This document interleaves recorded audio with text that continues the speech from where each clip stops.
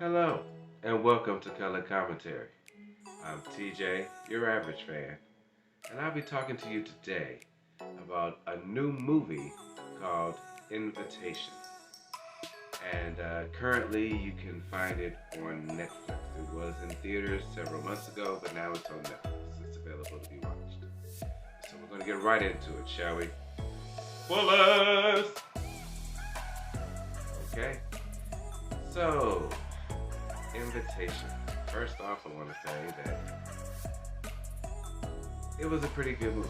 I enjoyed it. It was suspenseful. It had a few things that were kind of, you seen it coming, and then you had some personality traits that I'm going to talk about that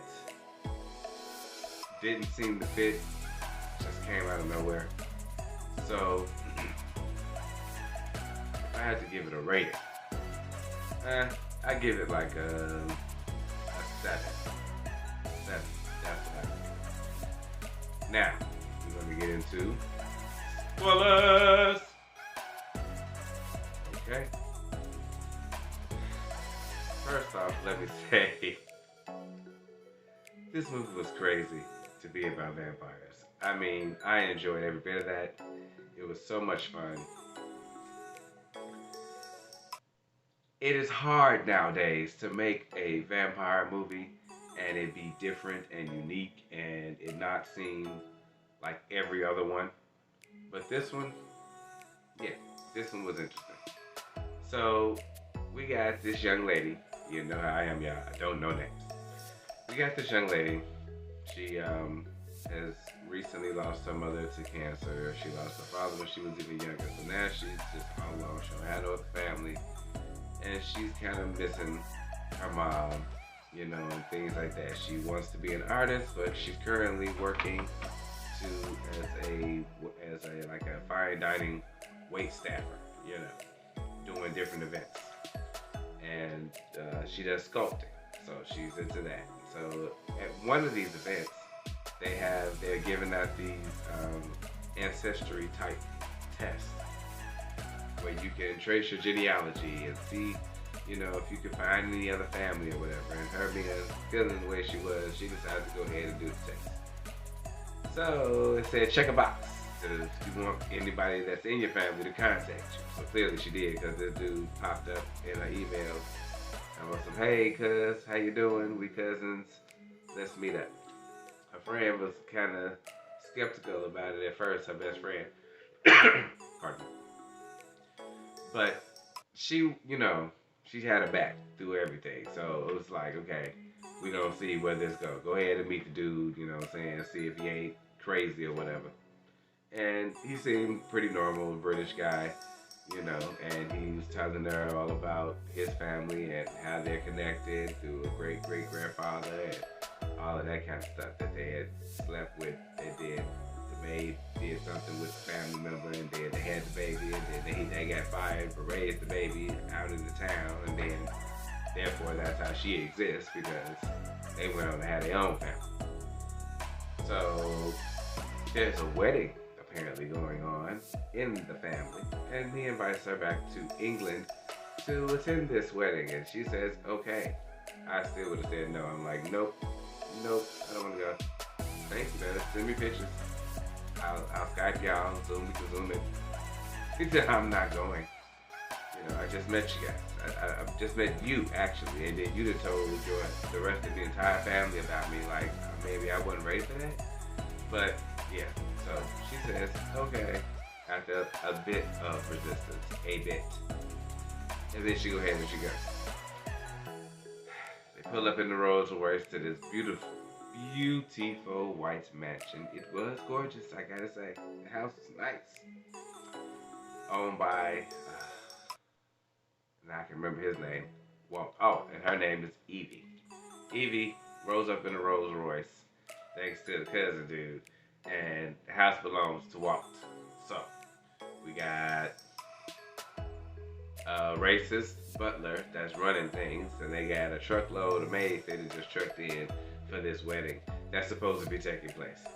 So we see his racism and irritation with lower class people come out when she bumped into one of the waitresses that was carrying the champagne glasses, and they break, and he had to hiss a fit and be real rude and disrespectful.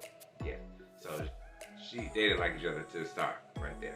But Walt, the owner of the home, the lord of the manor, comes in and saves the day and shoes the butler dude off, you know. Then she gets shown a room and he gets a maid of her own, you know, and she's like, wow, okay. And the maid kind of take a liking to her because she's not all snooty, you know. She American, she's from New York. She's like, okay, this is crazy, but okay, I'll go along. Whatever, guys. How you doing? You shake her hand and everything. So she kind of took a liking to her. Yeah. So she spends a few days with this family. I'm gonna just wrap this up. She spent a few days with this family. Things seem like they're going well. She getting, you know, close to Walt. She checking in all the time with her friend and everything, so that was good. But at the same time, she's still having weird dreams about some ghost, the ghost of the woman who killed herself. I skipped that whole entire part when the movie first came on. The woman killed herself off the railing of the lobby area, the foyer, if you will. She tied piano string around her neck and around the banister, jumped off. Well, she wanted to make sure she got a nice clean cut on that neck, which is to lead you to find out that that's what it's about. It's about the vampires, but you don't really supposed to know that yet. But yeah, I kind of get a hint to that because she's like, I want to kill myself and I'm going to do it somehow. So they got, of course, bars on the wall, on the windows and all kind of stuff. So yeah, it was bad. So she having dreams of that. She's seeing strange figures and shadows in her room when she wake up in the middle of the night. You know, she's seeing maids get shuffled off to clean rooms that's supposed to be off limits and never to be seen again. Because they was killing these maids one by one by one by one. Just killing them off. I'm like, this is insane. All of this going on. Somehow she still finds it within herself to stay. Even after she got terrified to death that she was getting chased in her room by some creature that was crawling on top of her canopy bed. Are you serious? It's time to go. She done let this man talk to him, stand and kissing him. Then they had sex, and then he tricked her into agreeing to marry him. So, little does she know, that's who the wedding's for. Her and him, yeah, she didn't see that coming. And when they got to slicing maids' necks at the dinner table, and after his announcement of that, yeah, and everybody started getting crazy looking fingers and showing their fangs and pulling down the facade, yeah, she was like, I'm out. Yeah, they're like, no. So they lock her in a room. The maid lady that took a shine to her helps her get out. They kill her, of course. And then she escapes to town where she runs into the one family that's going to help her because she's black. And they actually used to work for for Walt's family. So they knock her out, send her back. So she go ahead and she remember that the vampire girls was talking about, oh yeah, you get his blood and you'll be so strong. And then you get his blood, you'll be strong. He take your blood, you turn to a vampire. It seems real backwards, but that's the rules of this movie, y'all. That's why it gets a 7. So she says, okay, fine, I'll do it. Then she goes through with the wedding part. She drinks his blood, she gets the strength. She set the one maid lady that she was able to save free. And then she stabs the head dude in the heart. Didn't take though, because she ended up having to use clay wire, guitar wire string basically, to sever his arm and kick him into the fire and burn him up so everything could be over. Because once he's dead, then all the powers go away. And so that's what she did. So, yeah. And then by the end of it, her and her friend is hunting down the people that put her in that position, starting with good old cousin that can contact me in my email. We're going to whoop his ass. So that's how that movie ended. I gotta say, some of the writing was a bit long. They should have cut it short in several places. And they should have really focused more on this connection of these 3 families that all protect each other in some capacity to keep all of this crap going on. thousands of years, apparently. You know, I would have liked to have delved more into that than, you know, just she's related, so she's part of the family, the people, one of the families. So, and they needed a woman so that they can marry her to the other dude, so that everybody can be happy, like a mafia type thing. It was like, what? I like the twist, I like the change in the whole vampire thing, but at the same time, hey, we could have did better than that. Here's for the way I gotta say. So yeah, that was the invitation. It's a good background movie, put on, play, you know.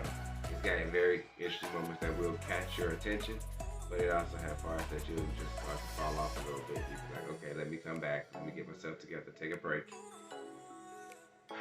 But other than that, it was decent. Okay, I'll see you guys another time for another movie.